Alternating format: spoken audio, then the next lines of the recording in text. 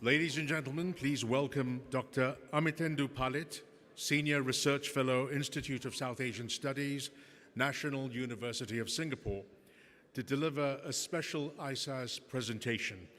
Dr. Palit.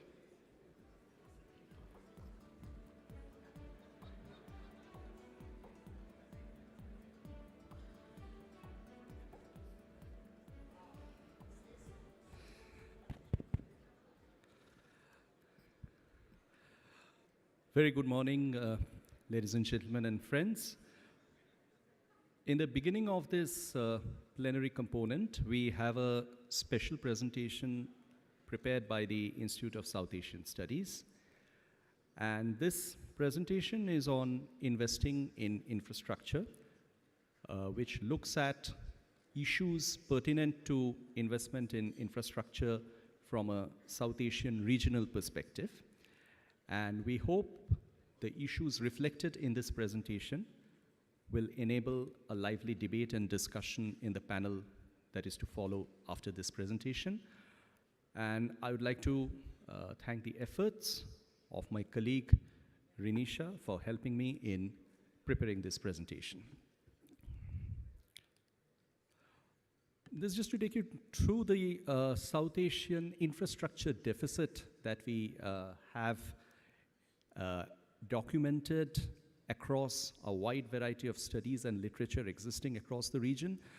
This is a region which is doing pretty well in terms of economic growth performance. As you can see, between the period 2000 to 2012, the South Asian region has grown by 6.7%, which is actually lower to only the East Asia and Pacific rate of growth.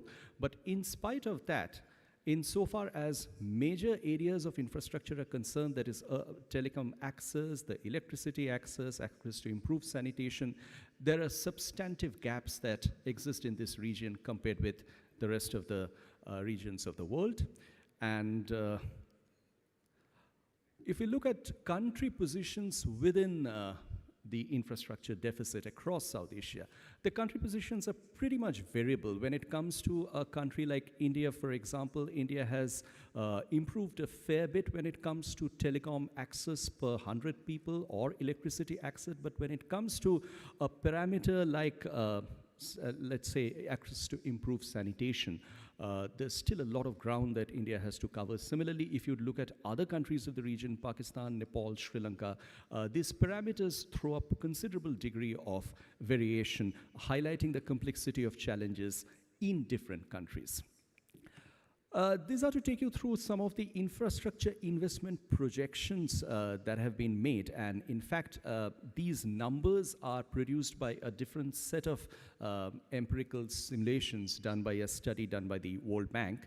And according to this, the South Asian region as a whole, and when one looks at the 5 major South Asian countries taken together, which is the SAR5, India, Pakistan, Sri Lanka, Bangladesh, and Nepal, the total requirement of investment during the period 2011 to 2020 is to the tune of $1.35 billion to $2.045 billion. So one can figure out the enormity of the investment that's required for this region in the years that we are already into right now.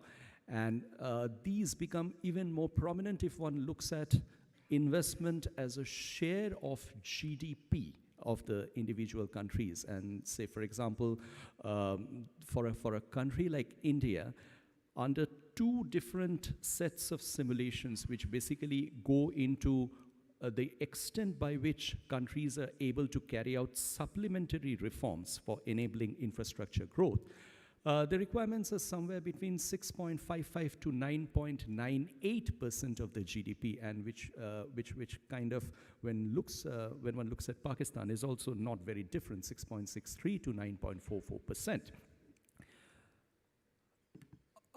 As the ministers have variously alluded to in the earlier sessions, the major mover behind investments in infrastructure has always been the state. But over time, the capacities of states to fund infrastructure investments have got variously constrained, particularly in the South Asian region, where there have been large fiscal constraints and budgetary deficits. So as a result of that, the role of private investments have become particularly important, and we do get to see private investments picking up in the region. And in the region, this is a scenario that looks at private investments that have gone into infrastructure during the period 1990 to 2012. And you would see the majority of investments have actually gone into India, which is not surprising given the fact that India has the largest infrastructure requirements among all regions. And when one looks at total percentage of private partnership projects in the region, India has been accounting for around 85% of them over 1990 to 2012. And private investments have shown a particular kind of industry preference. They have been moving more towards electricity and telecommunication. Those have been their more preferred areas compared with areas like transport or water supply and sanitation, where one gets to see lesser direct participation of the private investments and probably more in combination through public-private partnership projects.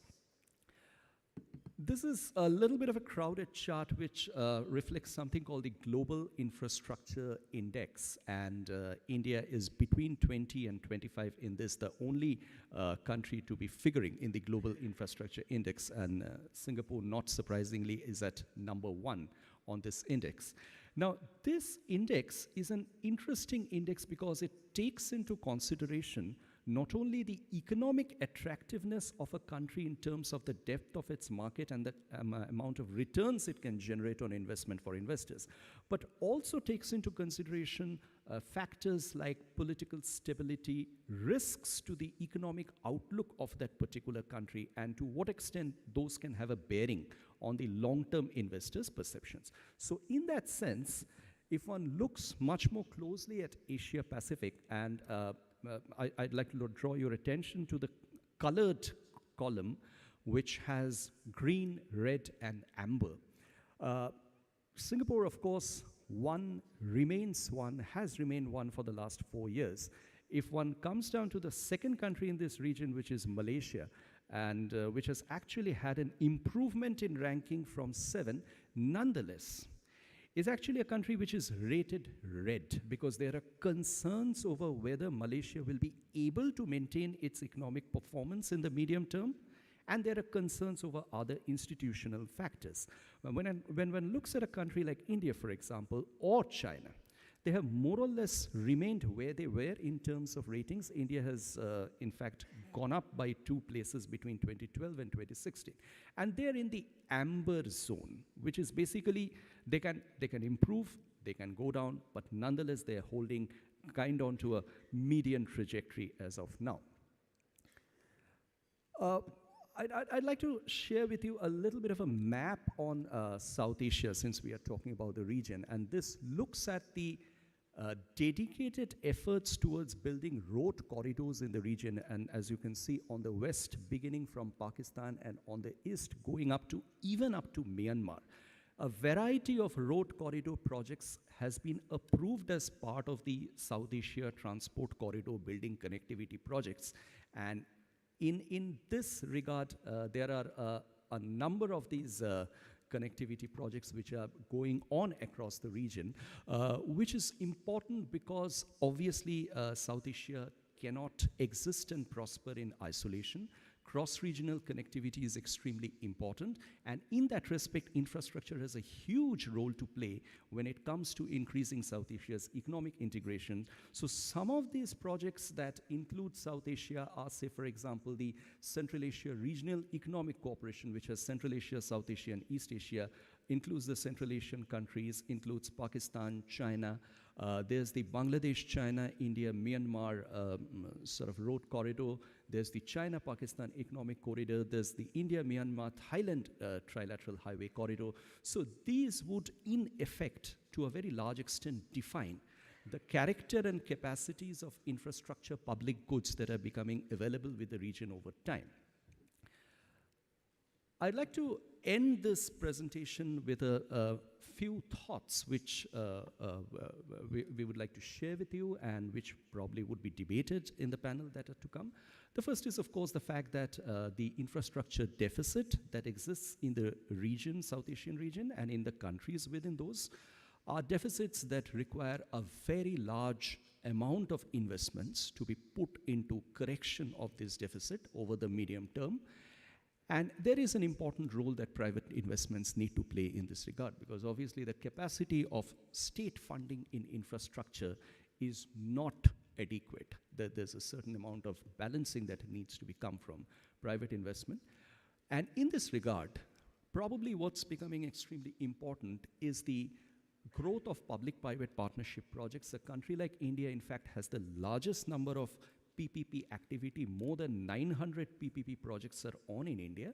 But these PPP projects are important to be looked at in a large number of connected perspectives. In fact, a large number of PPP projects in India right now are being renegotiated in view of the difficulties that they have encountered from an investor's perspective, from a state perspective, from a regulatory perspective. So building up the effective PPP contracts are important.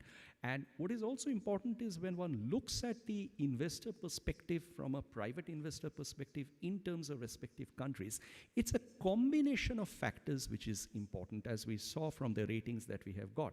It's a combination of economic performance, business conditions, political stability, and access to finance, which together determine how well a country will be looked at by investors in terms of long-term investment in infrastructure. And when one looks at the South Asian region, it is no longer South Asia per se as a region within itself, but it's a region connected to its neighborhood regions, East Asia and Southeast Asia. So to that extent, the regional infrastructure projects that are going to take off through ongoing connectivity is extremely important. In fact, the Prime Minister earlier alluded to the Sri Lanka, Singapore, India trilateral connect, which could again be a part of the cross-regional connectivity links and infrastructure that are coming up in this regard.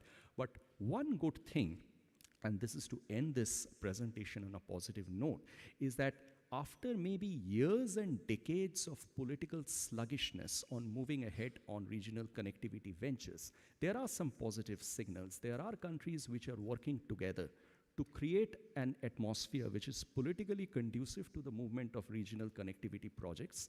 One of the very good examples is the Bangladesh, Bhutan, India, Nepal sub-regional cooperation which has happened. India-Bangladesh transit transport movements have already started taking place. Countries have started working together on difficult issues like giving multiple vehicular license plates to the trucks that move in and out of border. So positive political will is indeed a positive signal. Thank you so much.